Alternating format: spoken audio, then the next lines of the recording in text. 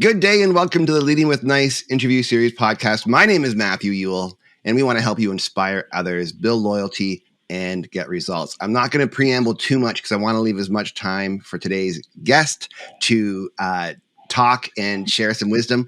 It's Candice Schott, and I'm going to let her do a little mini LinkedIn in a second.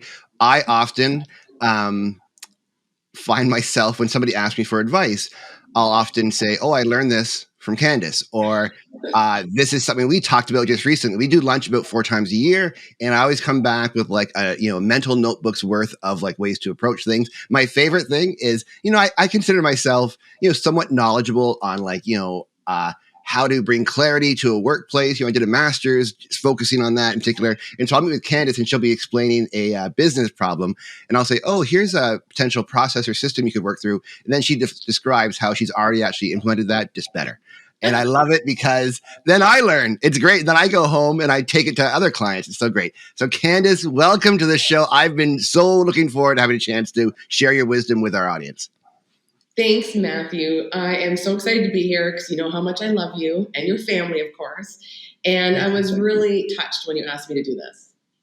Well, I want to get right into it. So can you just tell people, because you have I can hardly wait. But what I love, I think the good context for people is to understand like kind of your journey professionally, how you are where you are today. So describe what you're doing today, like your current role, and then just give a little mini LinkedIn, because I think that will help people understand that journeys aren't always linear. Sure. So I currently am a partner at Berkshire Hathaway Home Services Toronto, which is an incredible opportunity in itself.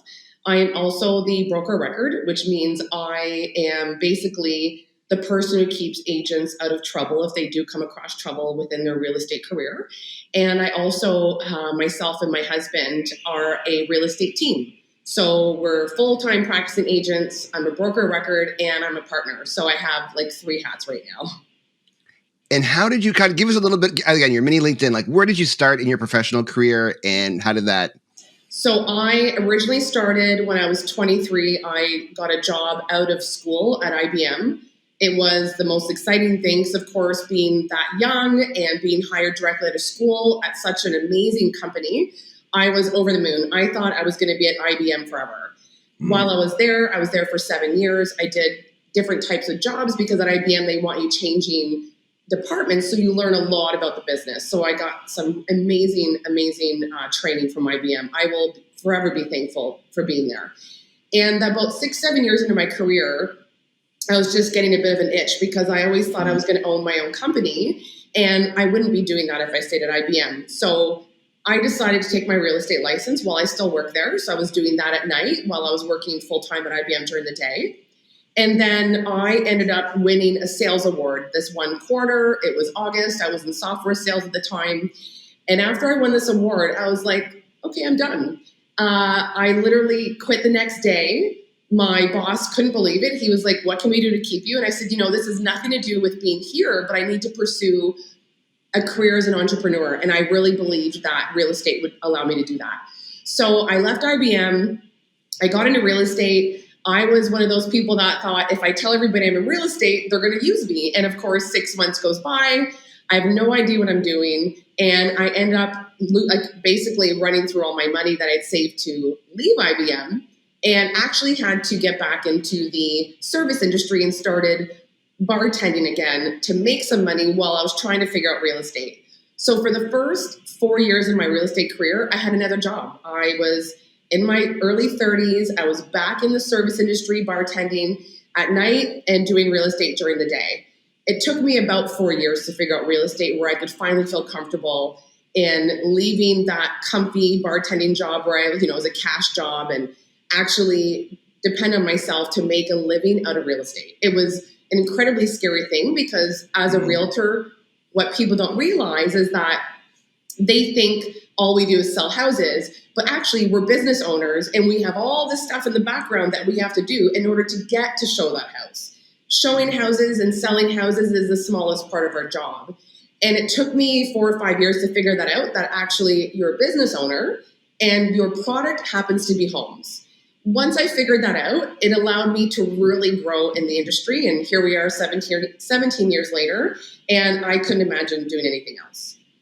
So if you listen to the podcast regularly, I've shared the questions with Candice. So none of these are a surprise for me because I really want people to come and be able to offer the most value right away. And so I want to talk to you a bit about this mindset of real estate as a business, because I knew that being an entrepreneur is what drew you into this arena. What are some of the things in owning your own business and real estate being the product that attract you? Because you could also be an entrepreneur and open like a retail store, or become a tradesperson, or any number of things. So what is it about this in particular that really attracts you? I wanted the ability to create my own future, create my own destiny. I know that might sound cheesy, but I wanted to be able to control what my future looked like versus working in a corporation that controlled my future for me.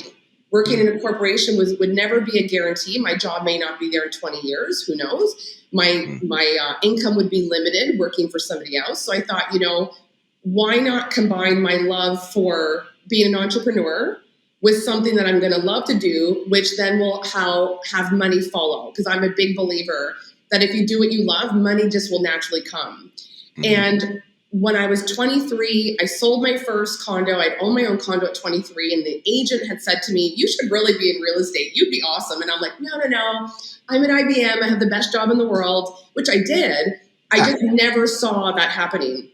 So that sale of my condo is what really made me think, wow, it's actually kind of cool. I could get into owning my own business, sell real estate, which looked at the time incredibly interesting, and not have a cap on my income. I wanted the ability to make as much or as little as possible, all while having my own schedule. If I wanted to work 7 days a week, I could. If I wanted to holiday 6-7 weeks a year, I could, because now I work for myself.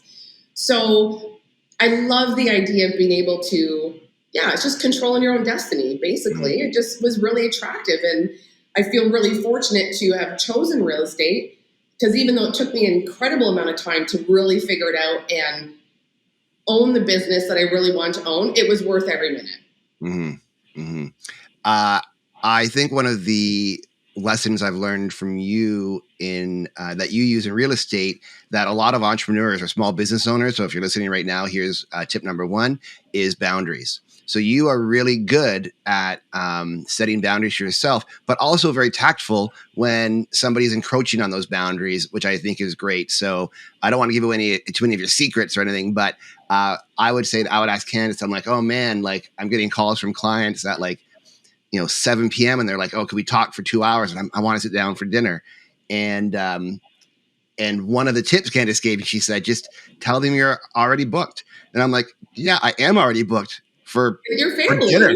It's pasta night. Like that's priority number one. Yeah. So I really love the idea that, instead of having to say to somebody like, well, no, you're infringing on my time.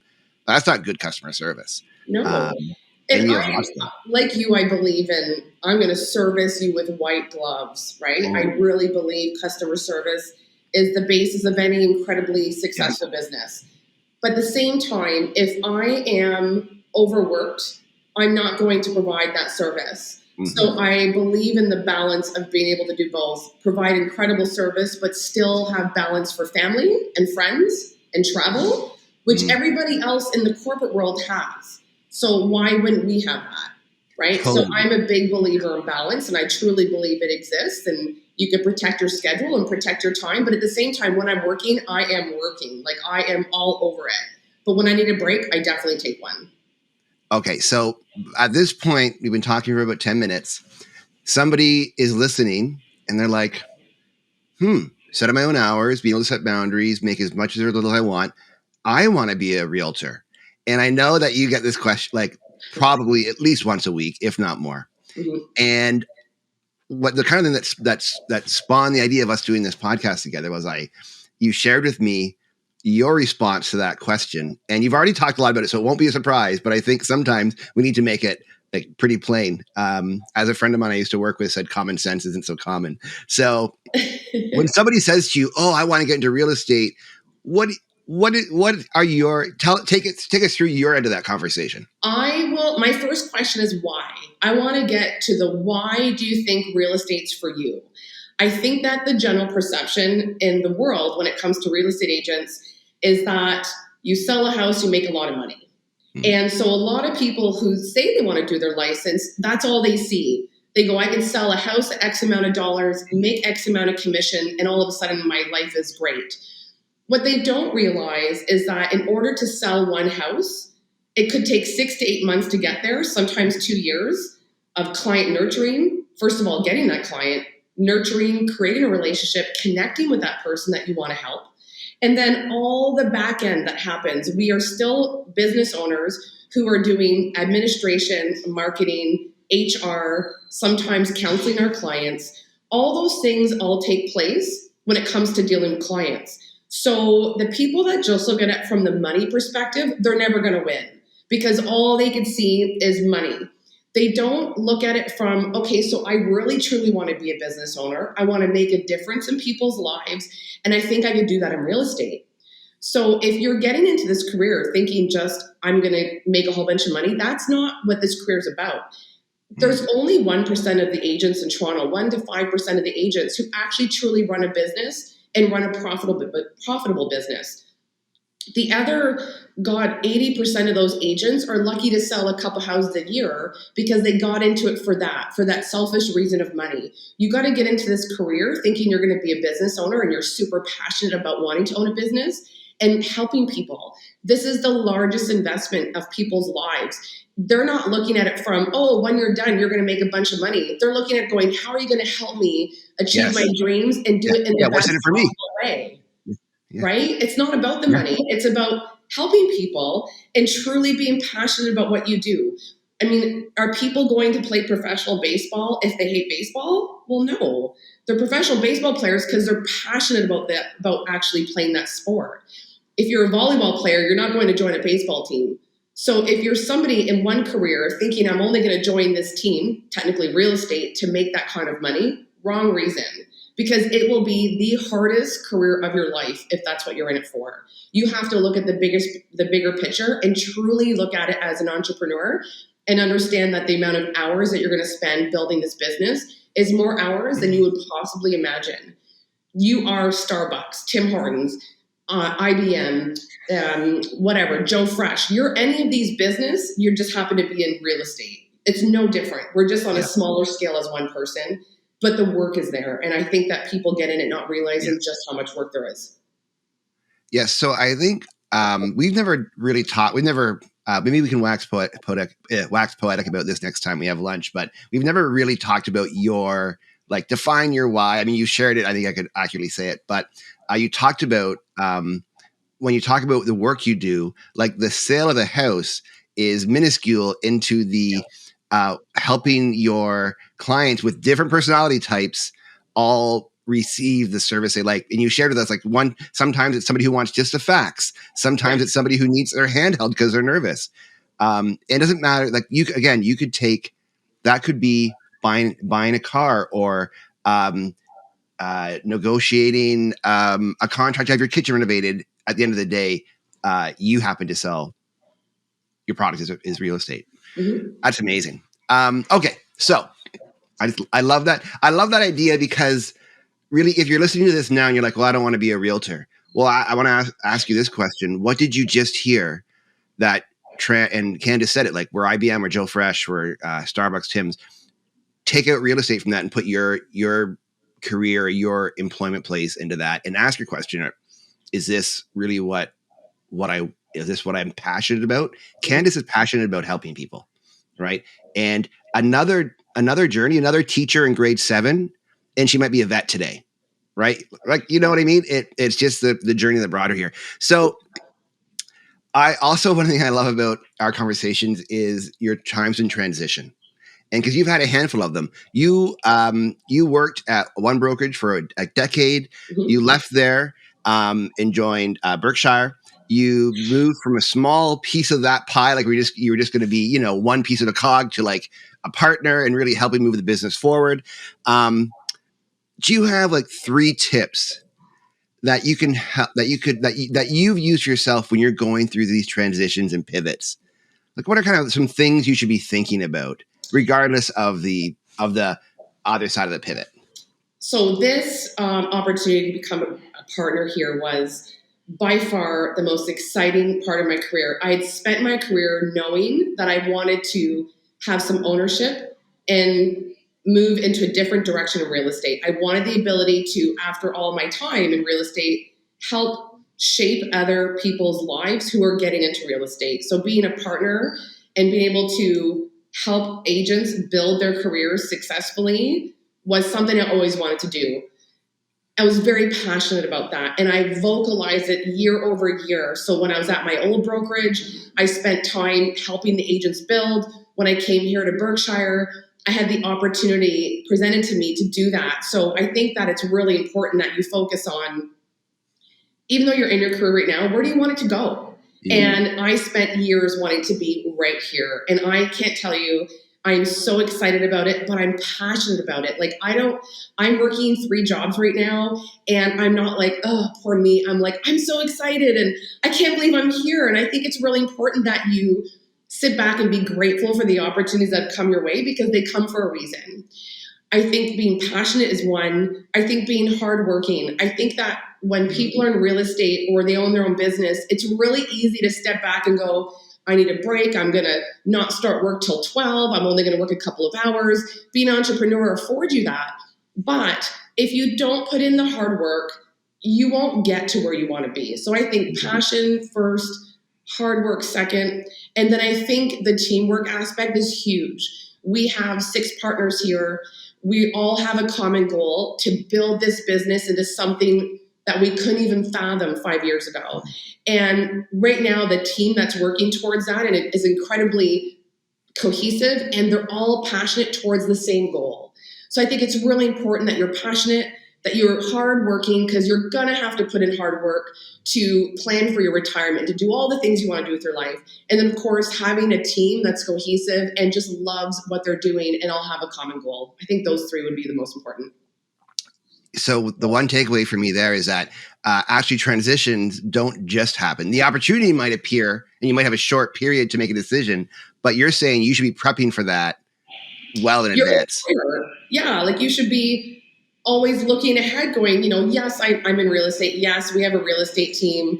But what is it that you want to do 10 years down the road? Is it the same thing? If it is, great. For me, 10 years down the road is I want to be in ownership and I want to be affecting people's lives. And this is where I am now. I'm 46. I've been in the business for 17 years. And I am now in a position where I have the opportunity to help other people build and foster and grow their businesses. And I am so excited. Like, this has been the most amazing career opportunity of my life. Allison, my wife Allison, and I, we dropped our son off at school, and he goes to school just down the street from friends of ours who owned a condo that we introduced you to them years ago in Scarborough, and they live out in 905 now. And so Allison and I were talking about our day, and she said, yeah, like, how long ago did they live here?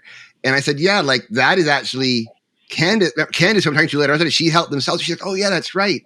And I always say to you, like, I've known you forever. Yeah. I've never bought or sold a house with you. And I feel bad about that because you're so generous. Pardon? Because you have yet to move. I didn't move. Oh man, honestly. But as I was thinking, I was like, yeah, but like, one of the lessons I've learned from you in our relationship is like, the investment isn't, the end goal for you isn't Matthew and Allison sell a home with Candice. I think if I can speak your words, and you might want to refine it, like, the end goal for you is like a really healthy relationship that speaks into you and your life, as opposed to like, can I help you make some dollars? Yeah, I'm not like, it's not about that. For me, it's about, like you said, it's the relationships, it's the connections, it's the special people you meet throughout this process that become friends. I've Yeah. traveled. I've had clients turn into friends and we've traveled together. We've been to weddings. We've been to funerals. You Yeah. connect on a different level when you're dealing Yeah. in real estate for two reasons. Mhm. You're dealing with their biggest expensive investment of their life. That provides a lot of trust in each other. And you spend a significant amount of time together. So you get to know each other. How can you not want to have a Yeah. relationship after that, right? So, Yeah. yeah. And not everybody is going to be your BFF, but you really approach it with a posture that this could become one of the most important relationships of my life. You don't Yeah. know that at the outset. Well, look at you So, and wow. I. You and I met, oh my Yeah. gosh, what, 10 years Well, ago, it I would have think? been like 2005-ish, maybe, Oh my or God, even longer. Yeah, it's crazy. yeah. And we've been friends ever since. We just connected. Yes. Like you Yeah. said, we have never bought and sold a house together because your Nope. family hasn't moved. No. But look at the relationship we fostered, which Yeah. is amazing. In the early days when we first met, the thing that really we had asked you to look at a property we were going to sell. We already had a realtor, and he was a friend of yours, so it was okay. And I was like, "Hey, would you mind coming in with your eye and just telling us what we need to do?" And you told us what to do, and you told us what it would sell for. And I think it sold within like $3,000 of that. And that's at a time when, like, if you could get within 15,000, you were like, "Hey, bullseye!" Yeah. And my friend and I, who owned the place together, we were like, "This is crazy." And time after time, and also recently, I did text you in mid 2021 and be like, "Here's a house listed. We love it." And you just texted back, "It's too good to be true. It's going to go for like 350K more." And I think it went for like 345 more. Like, it was so big. And I'm like, I took a picture on my phone. Oh my God. Anyhow, it's funny. Those two stories, those are just the smallest parts. Okay. So people are going to want to be a part of your team now. Yeah. Tell me who should, when they look in the mirror and if they see this, they should reach out to you. If you are somebody who is incredibly personable,